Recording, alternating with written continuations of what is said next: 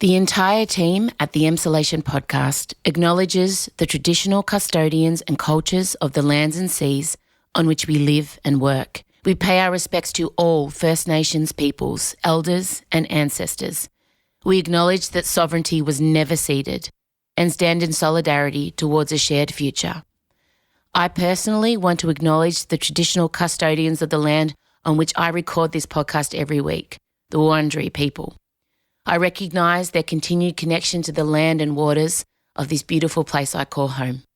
Always was, always will be. M. Russiano. Whose dick is swinging where and what are they hitting? And who's swinging it and who's holding it? And Michael Lucas. I think of a very fat white man being covered in animal fat for some sort of roasting procedure. This is Emsolation. And if we are both ever nominated for Best Actress at the Oscars and then I win, you will stand in the audience and scream, He doesn't have children! You're in Emsolation. Well, hello there and welcome to Emsolation. My name is M. Russiano. I'm a writer, a singer, a maximalist power queen, a podcaster, a neurodiverse magic brain. And together with my best friend since I was 11, award-winning screenwriter and podcaster, Mr. Michael Lucas, I bring you this offering every Thursday. What is that noise? Are you joking?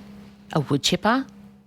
It's my neighbour, it's not Scott. I mean, imagine if Scott had a wood chipper. It would be quite amusing. For long-time listeners of this, you know, my husband tends to wait until I have to record something to, like, say, I don't know, get on the roof and start 15 leaf blowers. Oh, what I'm gonna do to you. God.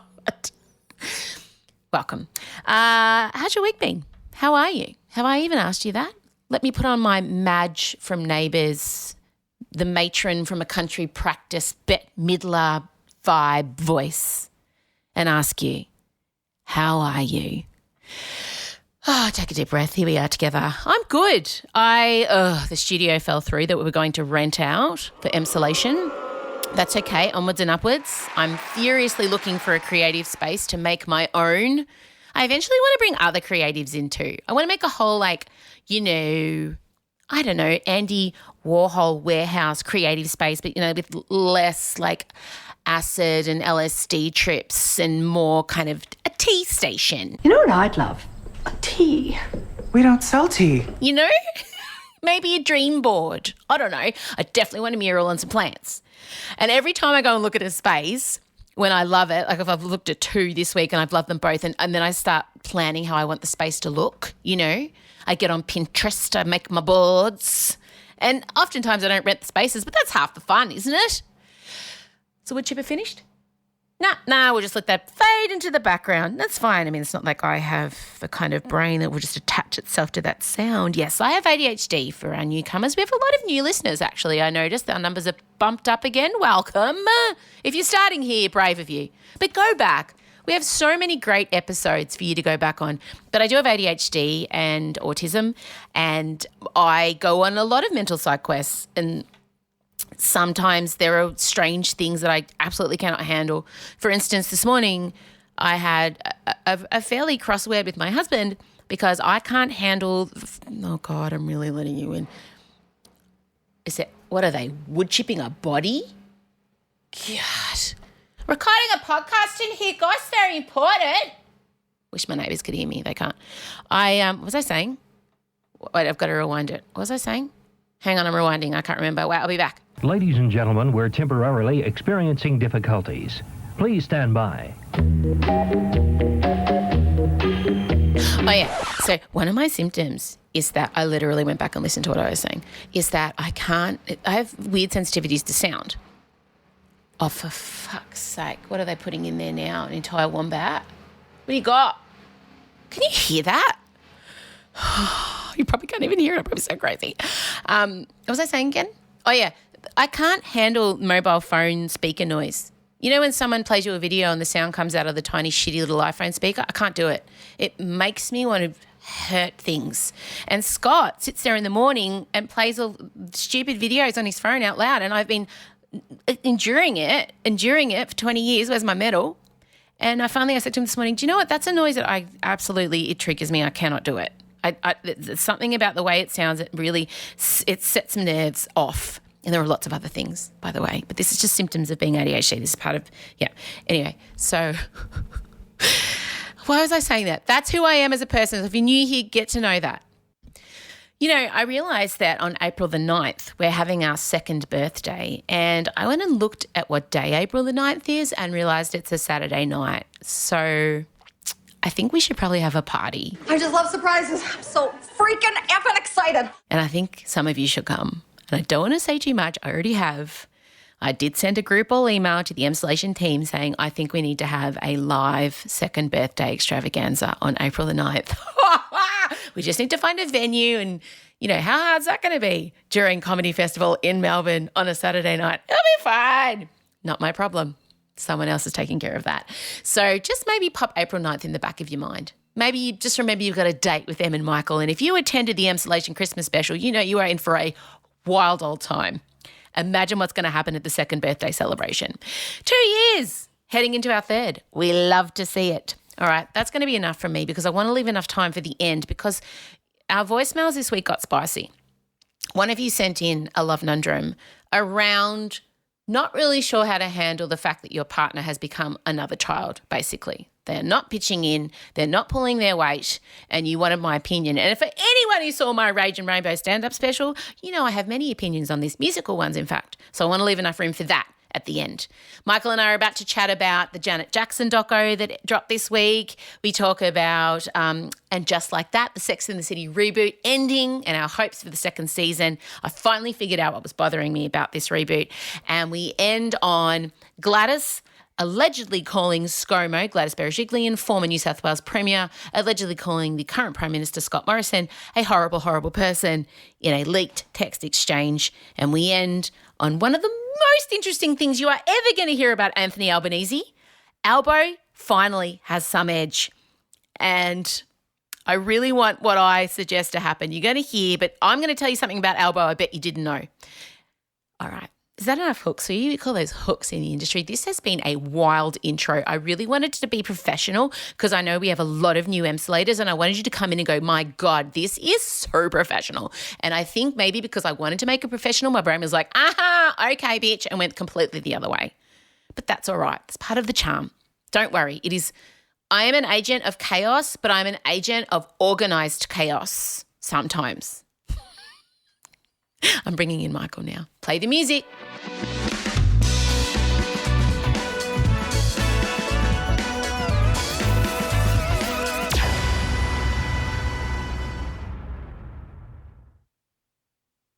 M. Rusciano and Michael Lucas. This is Emsolation. Welcome, Michael Lucas. Now, we were up texting late into the night last night and then first thing, which isn't that unusual, but it got heated last night. It certainly did. We are here today to discuss the Janet Jackson doco that has just dropped on Stan and aired in the States. You've been very private about your personal life up until now. Why did you want to do this documentary? It's just something that needs to be done. Who is Janet Jackson? Ooh, Janet Jackson's many women. She's an empowered woman. She's a legend. She's a blueprint. She is a warrior, the greatest show woman. She's literally done it all. She is a lot of the image that is out today. Janet is very private. For her to want to open up, I'm flabbergasted. 4-part series, and in fact, I wouldn't be surprised if we take 4 episodes because there is so much to discuss. She's been there our whole lives, and it turns out we've got opinions.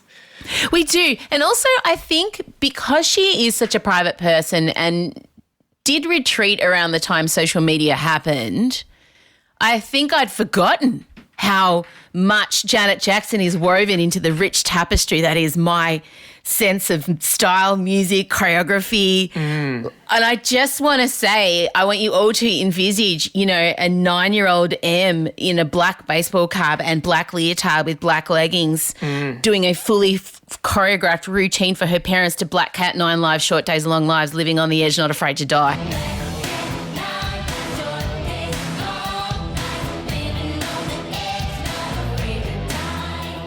So,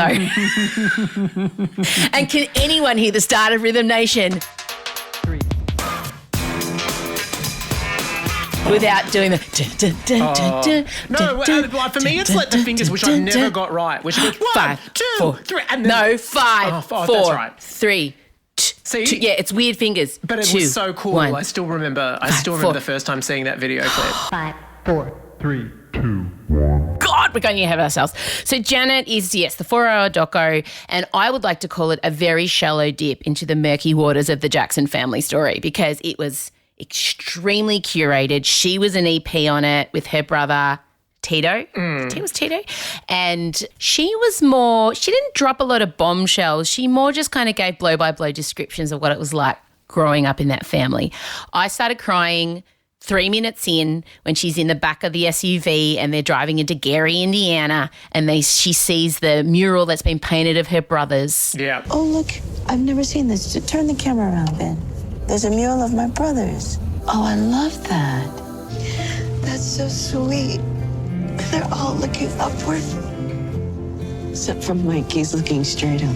And that was it. She started crying and she set me off. Me too. But I kept crying consistently throughout, and it was the poignancy of the story and how complicated your feelings are about the story now. But also, of course, it's often when you're crying, you're just grieving yourself. And I guess I had forgotten how much her music made an impact on me. I feel like for some reason, her music, even though it's banger after banger after banger, hasn't sort of found its place in retro pop culture the way that you would imagine. And even when I checked on Spotify, because I went and started like listening to all her old stuff. Over and over. It's all I've been playing all morning. But it's interesting because her tracks, they've had like 80 million spins and stuff, but that's like Madge's tracks have had 300 million from that era. So why is it that people aren't, what happened? I mean, I know there are some things that happen. Well, I mean, look, let's just reflect, truly. So she had 2 solo albums, Janet Jackson and Dream Street, which both were kind of not what she wanted to do. Joe made her do them. They were ditzy pop. Like, it wasn't good. For me, they're in the category of like, that Alanis did some teen albums before, and they're irrelevant. Yeah. They're irrelevant. They weren't great. And then finally, she decided in 86 to sack her father, and she made an album called Control. And I remember my auntie having the cassette of Control. And it's the red front cover. I can see it vividly. And hearing, what have you done for me lately?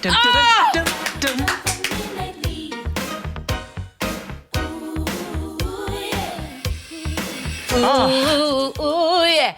Just, and going, what is this feeling? And then I loved her and I was aware of her. But then in 89, when Rhythm Nation came out. We were primed.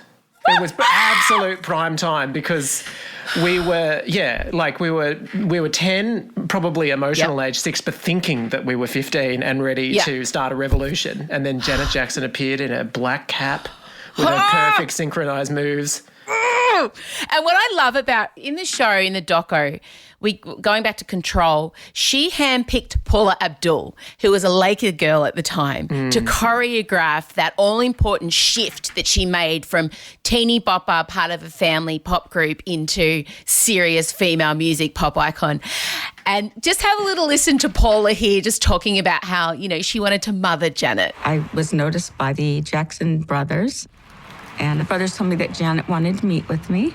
I felt like I'm going to be able to nurture her and just take care of her. I just loved her off the bat. Paula, they did a lot of talking heads, obviously. Weirdly, Barry Bonds was in there, who you won't know who he is. He's a baseballer, and he had like one line in 4 hours, which was strange, where he referenced himself. But they had people like Samuel L. Jackson, Mariah Carey, Janelle Monáe. Like, it was an amazing lineup. Whoopi Goldberg, she popped in briefly. She was great. She was great.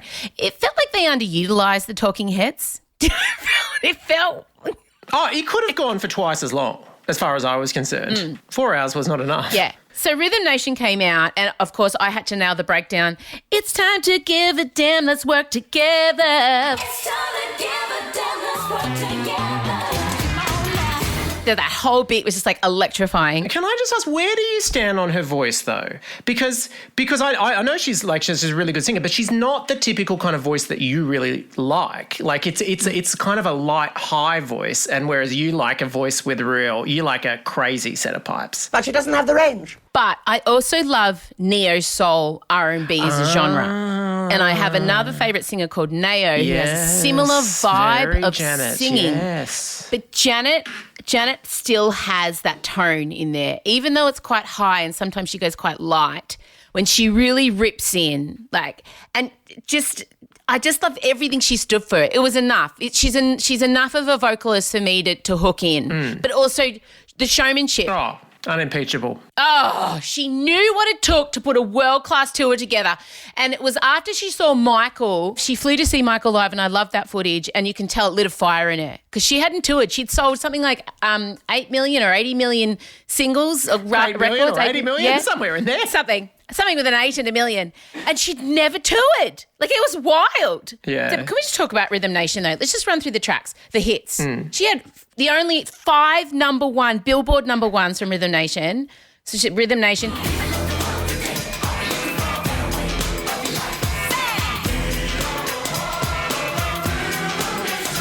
Miss You Much.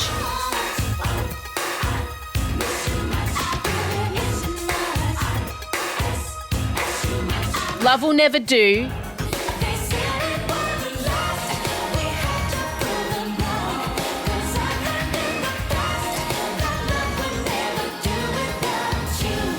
Escapade.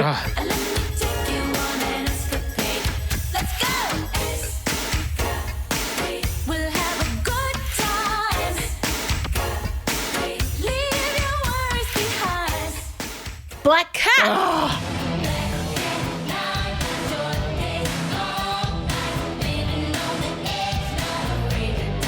Black Cat, how? Like on any other album, Black Cat would just be the lead. I can't believe it was that late in the run.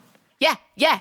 And I also, there's a bit where, going back to the doco, where her and Michael, and this footage made me, it's iconic footage. It's like watching the Beatles or watching Elvis ride, or I don't know.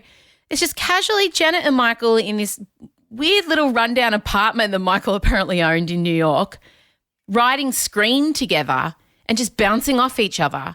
And he says to her, I want you to sing her like you sung Black Cat. What was your opening piece? I just want to write yours down. So I'm tired of injustice. I'm tired of the scheme. Your lies are disgusting. So what does it mean? Okay, wait, let me write. When kicking me down. When kicking me down. I got to get up. I got to get up. As bad as it sounds. As bad as it sounds. The whole system. Is bad. What was you? What the whole system is F. The whole system. Mother's gonna love us with this song. I told you not to do this, Janet. You insisted. You tied my hands behind my back. I did not want to do a song like this. Okay, what else did you put? It was his song. And I was there to support him. You know, obviously Michael Jackson and that whole story is extremely problematic and still divides people, and he was accused of awful things, and the documentary very much maintains his innocence, as does she. After Rhythm Nation in 1993, she released Janet, Drop the Jackson. And do you remember? It was Janet with a full stop. And for me, I remember thinking, okay, she's separating herself from that family. Like, she's done. She doesn't want any, she just wants to be there on her own terms. And that album, That's the Way Love Goes.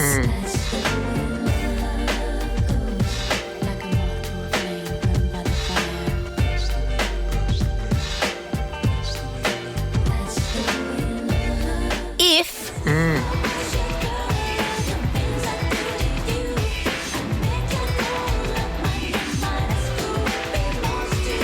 Throb.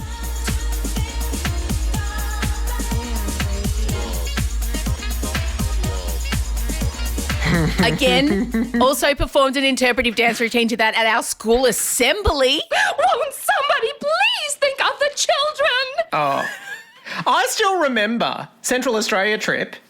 I remember, I think it was Megan Marshall and Kylie Jones. We all had to do karaoke on the bus, and they got up and sang Throb, and the teachers had to intervene and say, okay, that's enough. Sit down, please.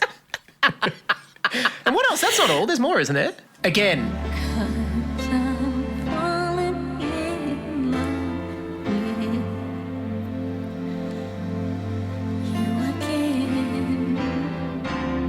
Yeah, I remember. Then we moved to 97 Velvet Rope, and it's my favourite Janet album. Yeah, me too. Although, weirdly, I'm apathetic towards Together Again, even though it's one of her biggest songs. I'm a bit sort of like, it's just happening, yeah, fine.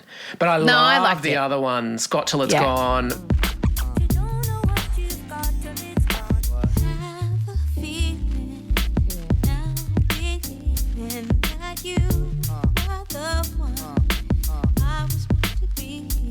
We Go Deep. Oh, We Go Deep.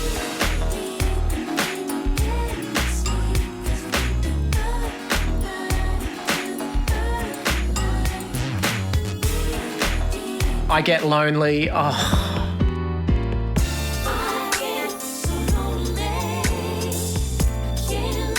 Like, there's so many. Her cover God. of Tonight's the Night, a creepy Rod Stewart song, but she makes it so amazing. Oh. So I saw Velvet Rope. I saw that show. I regret it. Oh my God. It opened with, I can still see it opened with the song Velvet Rope. I remember walking away from that thinking, there's only 3 concerts I've seen where I truly changed. John Peter Farnham, obviously. Oh, Valet Glenn Wheatley as a sidebar. Mm-hmm. John Peter Farnham's long-term manager passed away from COVID complications. Glenn Wheatley, it's too much for me to go into right now. I'm pinning that sidebar. That side quest is being halted. But I do want to acknowledge it because I've got a lot of messages. Because anytime John's mentioned, obviously, people are sensitive to John Peter Farnham, that I love him so much. And let's not even go there. So Janet Jackson and Prince. They're the 3 shows that I saw that I was like, but that Velvet Rope show. Not Beyonce. Oh, no, Beyonce, because you're a bit too old by then. Like, it wasn't, you were too old. Yeah, I wasn't in those prime development. Also, you probably watched so many Beyonce concerts on, video before then. Yeah. Yeah, I had. But it's interesting. Yeah, I agree with you. I don't think she's got, I don't think she gets enough worship about how good in particular Control, Rhythm Nation, Janet and Velvet Rope, and how they just produced so many hits. For us, she's huge because I feel like entry into teenagerhood was Rhythm Nation, and then Janet hit right in the middle of it, and then we, towards the end of our teenage years, still a few more to go, mind you, we had Velvet Rope. So, yeah, but it is, I mean, obviously part of it is because she's been so overshadowed by everything to do with her. Although I wouldn't say she's overshadowed, but her brother looms so large, and Thriller will always probably be the biggest selling album in history, and also the controversy around him was so white hot. But then she had her own controversies as well, which has sort of complicated things at the end, although they seem so pissy now. Well, yeah, the nipple thing. I mean, obviously that had to be mentioned. The whole Janet Jackson's nipple got a whole episode, and rightly so. There has been so many think pieces written around whether or not she knew about the nipple exposure. And what I feel like is being overlooked is the fact that who cares? It's a nipple. Oh, totally. You can trace back her career. She got banned from the Grammys. Meanwhile, Justin Timberlake performed. So the Grammys were that week and she was disinvited to the Grammys. Janet Jackson. I know. How dare you? Was disinvited to the Grammys because of that wardrobe malfunction, which I believe Justin Timberlake orchestrated because he wanted to top Britney and Madge at the MTV VMAs. There, I said it. It was a real era where, like, the 2000s were when the VMAs were going off the hook. And people were showing up in increasingly outrageous outfits, and they were doing increasingly wild things on stage. And it felt to me like there might have been a VMAs influence in that Super Bowl halftime show, but like Super Bowl halftime show, you're going out to the families of Red America. It's a very different kind of thing, and the reaction was brutal and sexist. Massively sexist. It was so sexist. And it very clearly squashed her at a point in her career where she was ready to kind of go again. And I think it's a great modern tragedy of music that this happened to Janet Jackson. It's a huge miscarriage of justice. And she does go to great pains to say how she told Justin not to say anything and her and Justin are great friends and da-da-da. But and I didn't realise that a little time afterwards he did say, I only got 10% of the blame and it's much harder for women of colour and all that. He did say that. But also it's funny, isn't it, how much people talk about, we're living in this era of cancel culture. But if you look back then, she was cancelled. That's what happened. She was totally cancelled. And the Dixie Chicks were cancelled around that time too. Totally. So the idea that cancel culture is something that happens now that is like there's no historic precedence for is crazy. Is crazy. I know. So what we want to say is, what I would say to everyone, go back and revisit. Educate the children. Go and play it to your kids. I'm going to put Janet Jackson on hot rotation here for the next week. So good. We'll go away. We'll come back. The final episode of And Just Like That is dropping this week, and I finally figured out my real problem with the show. Can't wait. M. Rusciano and Michael Lucas. This is Emsolation. Okay, Michael Lucas, And Just Like That has been announced that they're probably getting a second season. Of course, this is the Sex and the City reboot. You and I have complex feelings about this reboot. The only thing that is certain is that we will not stop watching. No matter how complex the feelings get, no matter how dire things go. No. But I think everyone feels the same way. No, it's got its defenders. It does, as I learned over the weekend. I went to dinner. I went to Jamila's house for dinner, my friend Jamila Rizvi, friend of the pod, and there were some other people there. Santilla was there, Claire was there, there was a few people, and inevitably Sex and the City came up because every woman I know is watching it. Every gay man, everyone I know is watching it, put it that way.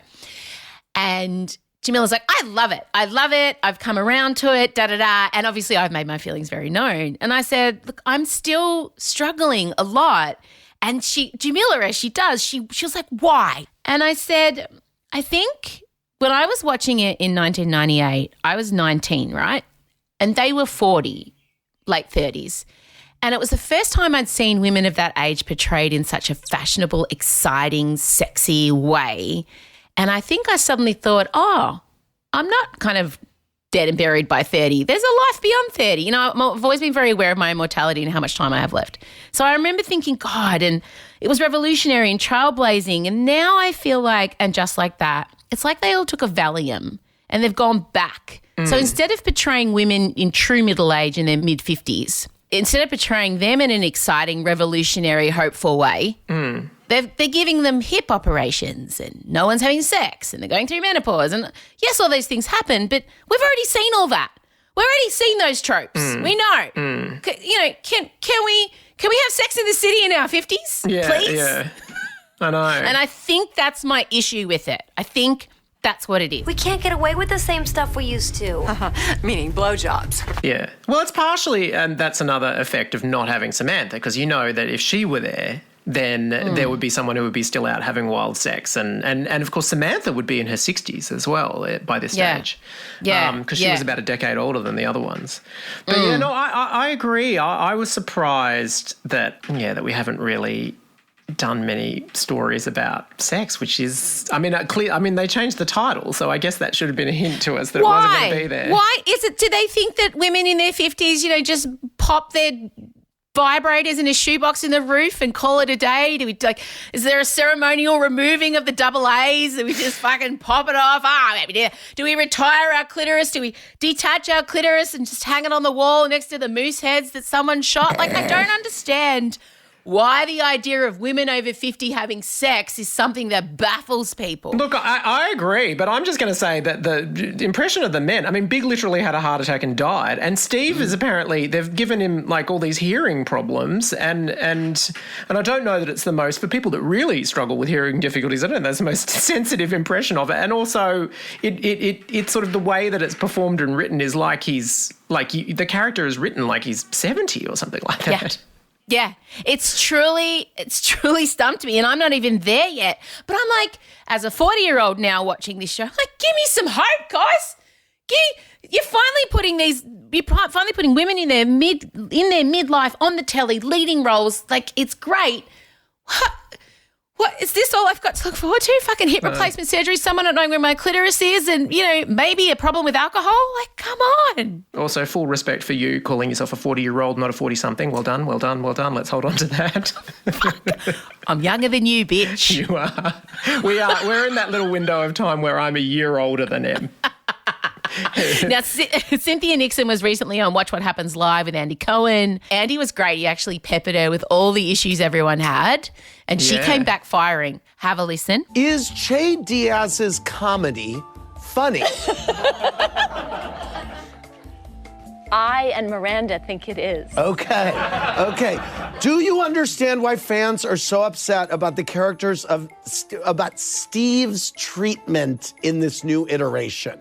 I do, but I have to say that that's the thing about breakups. You know, oftentimes there's one person that is making the breakup happen and the other person who is reluctant. But I have to say that person who is reluctant is pretty miserable too, and they're just not admitting it. Right. How is it possible that Steve wouldn't know how to finger at this point? I think it's been a while. Okay.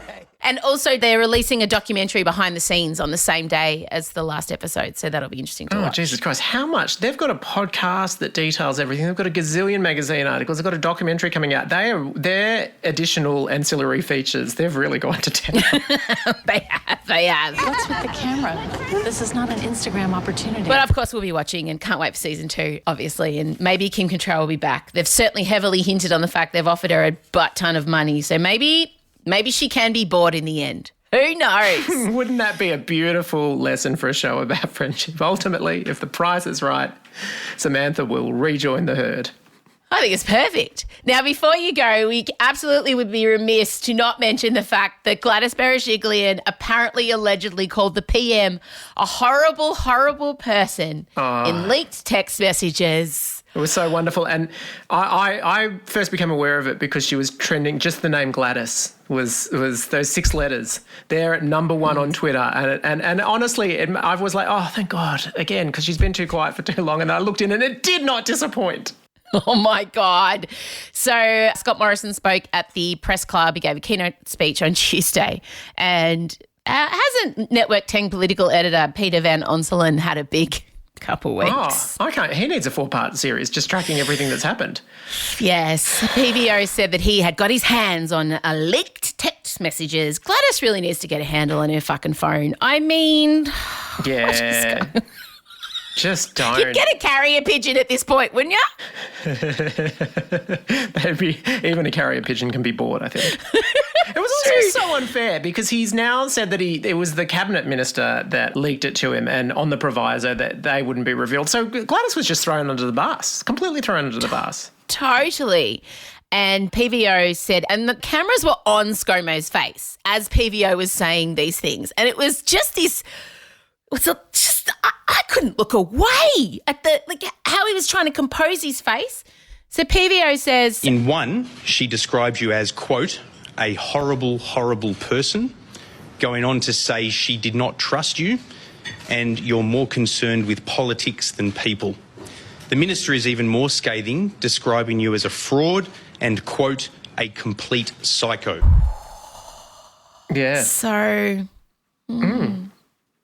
Yeah, I know, really not good and excruciating footage of ScoMo's face. He really has a default setting for the face when that sort of stuff happens, and mysteriously it's sort of a strange I don't give a shit smirk but clearly he does give a major shit. It's just it was an excruciating moment. And also I'm not really, I mean, how is he expected to respond? Like, I mean, what are you supposed to say? I mean, he said it. Well, I don't know who you're referring to. Or the basis of what you've put to me. But I obviously don't agree with it. He does have resting smirk face. Yeah. I agree. Yeah. So he really I'll ask does. you and we'll keep asking each other, who do you think's going to win the next election? Elbow, I think, at the moment, and I feel terrified saying that, but I really do. And I don't think I don't think this Gladys thing has affected things one way or another. I think it's just the general. I don't think that Elbow is going to win it because everyone's like obsessed with Elbow. I just think at this point the accumulation of disasters and just the general distaste for ScoMo is so intense that I don't know. Well, that the greatest thing I found out about Elbow this week is that he's a swinging single. Absolutely. I mean, he doesn't swing, but he's single. We don't know confirmation on that. And also, yeah, swinging, it's not COVID safe. It's not. He's single.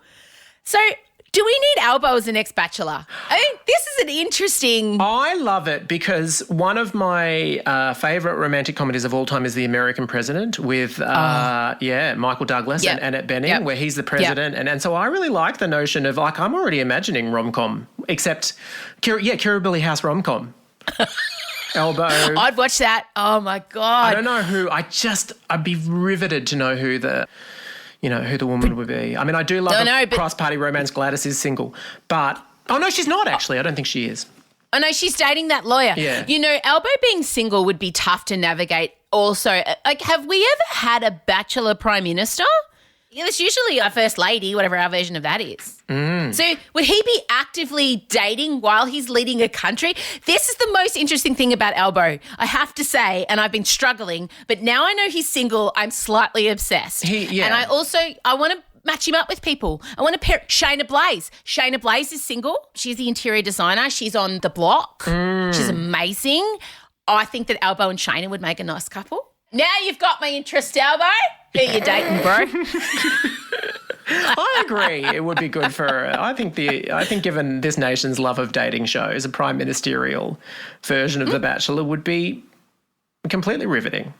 Just a sitcom. I want to write a TV, like an 8-episode funny comedy about being the prime minister gets in, he's single, he's newly in office, but he still wants to date, and having to be the person to facilitate that. Totally. Like having to be I'd watch that. I would watch that. Yeah, possibly starring, a quirky mother of 3 with lots of tattoos who's Italian.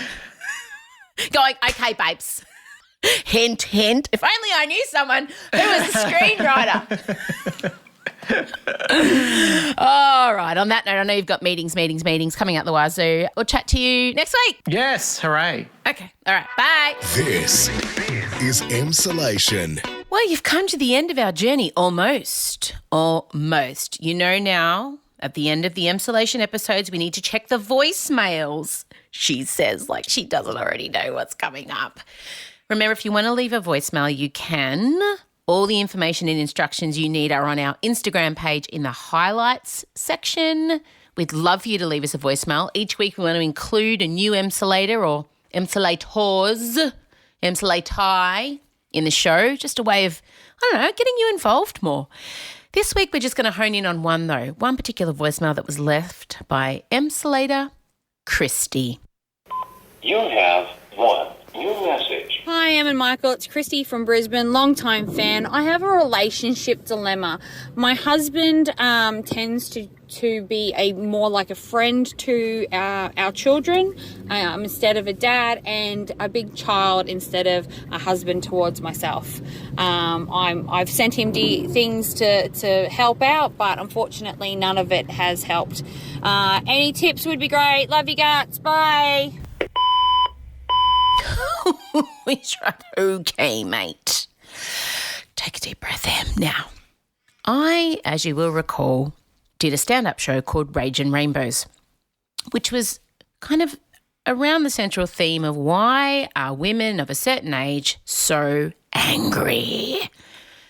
And it boiled down to a lot of things, obviously, but one of the things that came up for women who were in relationships was that they felt that the domestic load wasn't evenly shared.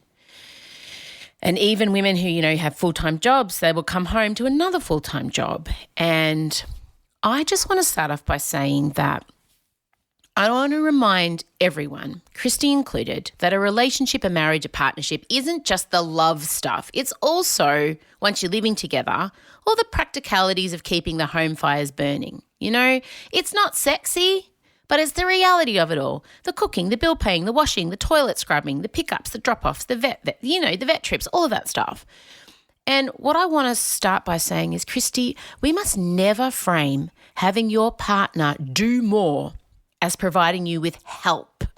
This implies an act of service on that person's behalf, an act of service to the person, you, Christy, who should be doing it, should being the operative word there. In technical terms, shall we refer to this as your husband, Christy, doing his fucking fair share? That's right. He's not helping you out. He's doing his, what now? Say it with me, his fucking fair share. His F.F.S, if you will. So what I suggest for you, my darling Christy, is to call a meeting, call a family meeting, sit down, and you need to have a chat and figure out what is actually important to you both. What's your non-negotiables? You know, for me, it's no skid marks in the toilet. It's a non-negotiable. What about wet towels on the ground? How do you feel about that? Dust. How long are you willing to go? What are your standards of hygiene? Find out, because maybe you're on vastly different levels of hygiene standards, first of all. Maybe your partner doesn't even see the stuff that he's doing because it doesn't bother him. Find out. Now, if it's so bad that your husband doesn't have an opinion on those things, stop doing all of the chores. Stop, so that he may form one. Do you know what I mean? Do enough to keep you and the kids going. You know, look after you guys. But everything else, stop. Because he will form an opinion pretty fucking quickly, I promise you that. Once you've done that, make a list, divide and conquer, okay? And make a list of the things that need doing, and then both of you put stars next to the ones you actually like. You know, I like vacuuming. I know it's strange, but I do. Scott likes doing the outdoorsy stuff. So it's find things, and maybe your partner likes to do something you hate. So it might be an easy division. So that's what you need to do. You need to actually sit down. And Christy, if you do all this stuff and still nothing changes, off to the counsellor you go. You need a mediator. You need to go to have some marriage counselling. If you go to marriage counselling and still nothing changes, well, girlfriend, I think you know the answer. I think everyone knows the answer to that. I hope that's been helpful. It's not easy, and also women are socially conditioned to believe that that is our job. And even, you know, if you're a full-time parent, you're at home and your partner works, it's still not your job to do it all, because just if you have kids, that's the full-time part. The other stuff, the person who's gone out to work, they can still come home and do their fair share. Remember, it's about doing your fair share. I'm very passionate about this. You know that. Too many exhausted, wrung out women walking around angry, drinking the pain away, shopping the pain away, eating the pain away. If you're feeling very, very angry, there's probably a good reason. But this is something you can fix. This is something you can improve by following my simple steps. And I have done enough therapy. Okay, I've done enough therapy to know that these are good, helpful tips. But remember, F.F.S. Fucking fair share. I love you all dearly. I'll see you next Thursday. I'll hear you next Thursday. Make sure you've signed up for the newsletter. It's a magical thing that goes out every Thursday. It's in the highlights section. My daughter Marcella is a social media captain. She runs the Instagram page. Ben, our executive producer, does the newsletter. It's beautiful. Hopefully the next time we chat, I have a studio. Until then, my darlings, tra-ra. No, that didn't work. I was going to try something new. All right, I'm going to work on that. Bye, guys. No, I'm not saying guys anymore. Bye, pals. Bye, emsolators. Bye, supporters. Bye, you fucking legends. A lot of swearing in this outro. Soz. We'll work on that. Get passionate, though. I get passionate about people feeling exhausted because another adult in the house is just doing nothing. It's not okay. You deserve better. You deserve better. Play this bit to your other half. If you've heard me, I'll say goodbye, I know. If you've heard me and this has struck a chord and you've gone, oh my God, Em, just play this outro. If you're being played this outro right now, if you're in another half, if you're in a relationship and the person opposite you is playing me, you're hearing my voice right now, look at her face. Look at their face. I don't want to assume it's a woman, but look at the person who's made you listen to this outro's face. Do you see her? Them? Him? Perhaps? I don't know. Probably not, but I don't want to be exclusionary. Do you see the exhaustion there? You need to step in and do your F.F.S. Okay. Bye-bye. This has been hectic. Sorry, guys.